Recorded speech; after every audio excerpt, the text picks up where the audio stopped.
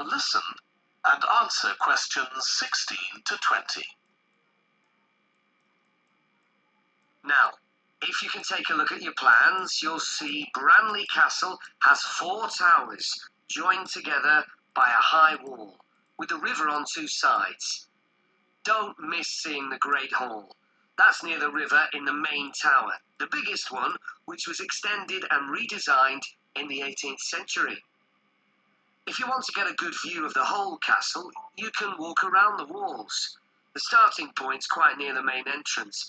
Walk straight down the path until you get to the south gate, and it's just there. Don't go on to the north gate. There's no way up from there. There'll shortly be a show in which you can see archers displaying their skill with a bow and arrow.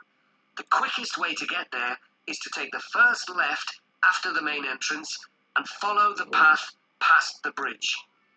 Then you'll see it in front of you at the end. If you like animals, there's also a display of hunting birds, falcons and eagles and so on.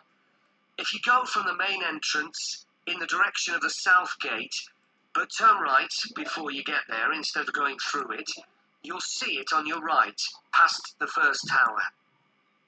At 3 p.m, there's a short performance of traditional dancing on the outdoor stage. That's right at the other side of the castle from the entrance and over the bridge. It's about 10 minutes walk or so. And finally, the shop. It's actually inside one of the towers, but the way in is from the outside.